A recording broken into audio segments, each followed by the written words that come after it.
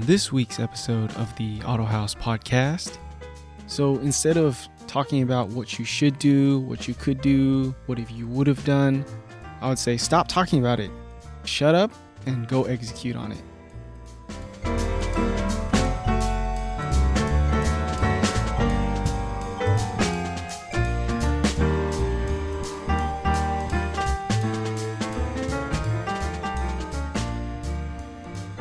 It's been a crazy few weeks, and probably not for the reason you guys are thinking. Yeah, business is still up. I still have a long customer wait list.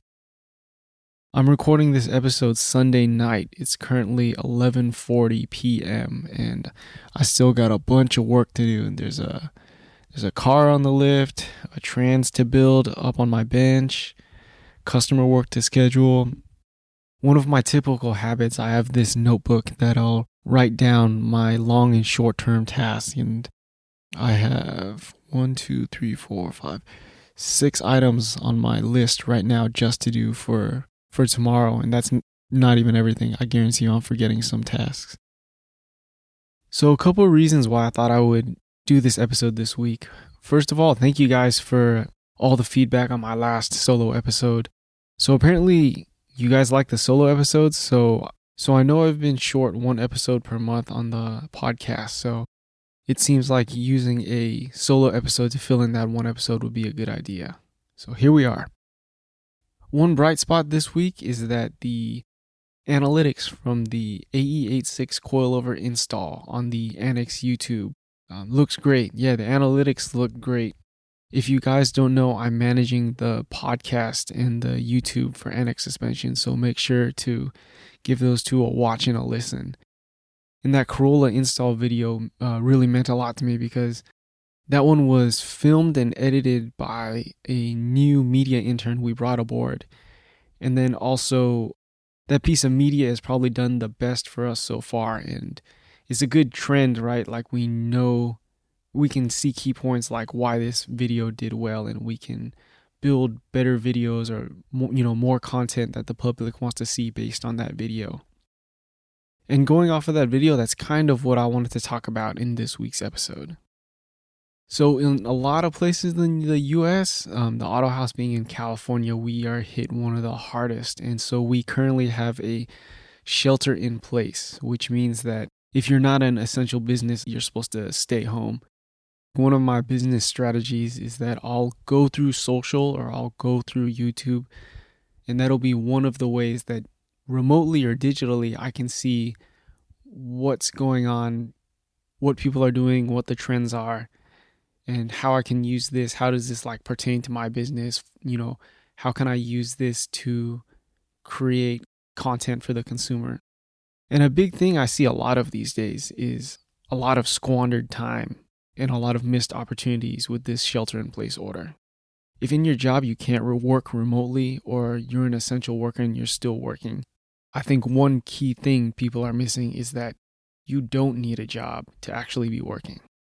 One trend right now for Instagram story, I see a lot of nonsense like playing bingo or tag with your friends, and then tagging your friends, and then drawing some stuff on Instagram story. I see the memes for shelter in place, choosing Animal Crossing or playing Doom Eternal now. What makes this time any different from when you were at work? I think an important question to ask yourself is, how are you using your time effectively, especially now where it seems like people have an abundance of free time? But yet, these same people complain about how uncertain the future of their income will be. Instead of squandering your time, being idle, playing games, finding ways to kill time, right now is an excellent time to be building your personal brand. Let's do a small aside and talk about when I first started my automotive career. I think back to the '08 recession, where although it seemed like every company was losing, nobody really paid attention to the companies that were still surviving, even thriving, even doing better than they had ever been previously. I think back to the podcast I did with BZ Ezrioha from BZ Moto about how during the same economic downturn of '08, one way he was able to allow his business to survive was by offering a product that no one else had. And in this instance, I think it was parts for Honda single cam engines. I think one thing I remember was that he was the only one to offer single cam like engines like D series performance cams where no one else offered that. And in his own words, everyone had to come to me because I was the only game in town. In '08, I was an apprentice at the Mercedes-Benz dealer, spending most of my days cleaning and mopping floors. I remember pre-recession, the dealer would have like 2 pages of appointments on the list. So like 60, 70, 100 appointments. Where right after the recession hit in January, February, I remember we were down to like 20, sometimes like in the teens, like 15 appointments. And the dealer I worked at was a big shop. It was like 2 big buildings, let's say like 30, 40 techs. So, what does that mean? Everyone works on half a car if there's only 15 appointments? One thing I will always remember is how management at this dealership always had an excuse, and it seemed like the bad economy was always the scapegoat. So I worked there until about 2010. I worked there like 3 years, and every year, all the way up to when I quit, management was still blaming things on a bad economy. Nobody wanted to talk about how this dealer misbranded itself, did not reach out to the local communities, any other strategies that could or would pivot the dealer in another direction that could aim themselves towards at least some success. Instead of blaming something, why don't we try and get some profits, make some moves, right? Because it's too easy to sit back and relax. Blame it on something, someone, some circumstance, something else. When I feel like in reality, if you don't like where you are in life right now, it's your own fault. You created the reality that you're at right now. I think about the suffering and the uncertainty a lot of us are going through right now. But what are people actually doing about it? Are you inside hoping for a solution, not doing anything, just sitting there hoping? Or are they coming up with solutions now when it actually may be too late? Or are they weathering the storm because they already had the foresight to see a changing world, a changing economy, and realize they had to change their way of business or their way of being as such? We all have that one friend who swears up and down how hard they work, yet it seems every weekend they piss off their time and then come back Monday complaining about how they are short on money, as always. Now's the time to build your personal brand. Why don't you have a podcast? Why is your Instagram full of personal junk or trying to flex on people when it should be about your personality, your character, your skill set? Why don't you have a dedicated and focused YouTube channel? And if you have all 3, why aren't you trying to optimize all 3? YouTube is the second largest search engine in the world and the best platform to convert to sales. Going back to the beginning of this podcast, our newest media intern who filmed and edited the AE86 coilover install video, I want to give a special shout out to Kim, who is Red Fire Blaze YT on social media. So I met Kim by chance. At the time, we had the Initial D replica customer car outside the building. And if you guys don't know what that car looks like, you can scroll through my Instagram. It's pretty obvious. The thing looks, pretty much the replica aesthetically on the outside of that thing. So I see this FRS pull up and I see this guy get out, do the selfie thing with his phone, and he's out there like, yo, this is the AE86, and I see him hyped about the car. And so I go outside, introduce myself, because I figure, why not? Hey, obviously this guy likes Corolla too. And yeah, that's how we met, totally by chance. So I handed him my business card, told him that, Autohaus had a podcast, YouTube, Insta. Make sure to, if you like Corollas, check out our content. So he followed the Instagram page first, and just digging a little bit deeper, I wanted to see, what's the deal with this guy, right? So we're always looking for new media interns to build our team with.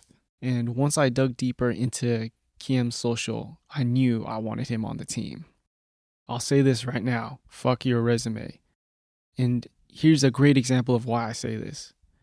So digging into Kim's social, I saw a polished Instagram account with a web store linked to his bio. I saw a polished YouTube with a lot of stuff that were clear indicators that he knew what he was doing. And there was a lot of things on his YouTube that were like, wow, I would like to pull this skill set and use it for myself. I also wanted to ask him, because he looks like a younger guy, I was like, how'd you know how to do all this? Like, what's your strategy? Because, I mean, he obviously wasn't going into this blind. And then, like, yeah, I want you on the team, man. And that's the importance of building your personal brand, right? From Kim, our media intern, I didn't need to ask for a resume. I don't care like what grades you get in school. I don't care about all of that, because all the stuff he presented on social spoke volumes more than any like degree, resume, or anything like that. And it's for the world to see, right? And that's why I want to emphasize the importance of personal brand only gets more important by the day. And what's the best thing about your personal brand? Is that you can do it anytime and anywhere. But the important thing is that you actually have to go out and do it and build it for yourself. So instead of talking about what you should do, what you could do, what if you would have done, I would say stop talking about it. Shut up and go execute on it. With this line of thinking, it's what I'm trying to do with the Autohaus right now. I went into it knowing that a purely physical labor-based business is on its way out. It's like I want to say it's completely not sustainable.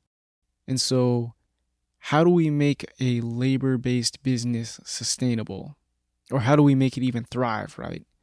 Because that's the end goal for all businesses, is to thrive and to grow the business, to be able to support yourself to the point where, you can start taking days off, you can make hires, you can, anything else to grow the business. And so that's why I've done things like build up the social media channels, build up multiple social media channels, build up different passive incomes like the Patreon. I'm well aware that I'm running this hyper niche business. And so making it all the harder for me, I'm the one who chose to jump into this. I'm also the one that needs to figure out, if I want to continue doing this, how do I make this long-term sustainable for myself? Majority of us don't own a business, right? I think of the business as its own personal brand. The business needs a brand. There's a face behind it, which is me. You need to have a personal brand for both you and the business, and then both can be integrated within each other. So yeah, this week's episode has been very little about Corolla, but there's been a lot on my mind. I wanted to just say what was on my chest, because I feel like in these times, a lot of what we see is like a facade, or like what's popular to talk about, when that totally strays us away from what we really should be focusing on. So yeah, this will be the second solo episode in a while, and there's definitely more to come, being not really about Corolla and more about business and my thoughts. Let me know how you feel about this episode. I feel kind of awkward recording this episode also, so yeah, let me know how you feel. So before we close out the podcast, I wanted to give a special shout out to my newest Patreon supporters, Mo Rodriguez, which is AE86 Preservation Society on Instagram, Oliver DeLangle, and then Hosen from Progression D. Thank you guys, my newest Patreon subscribers. I really appreciate it. Autohaus would not be kept afloat without your support. So again, I really appreciate it. That's it for this week's episode. Make sure to leave a review anywhere that you can review the podcast, especially on Apple Podcasts. You can message me on any of my social channels. Let me know what you guys think about this week's episode. I do realize this week's episode is a lot a bit different than what I usually do. And yeah, thank you guys again. For sure, more Corolla content next week. Take care and stay safe, everyone.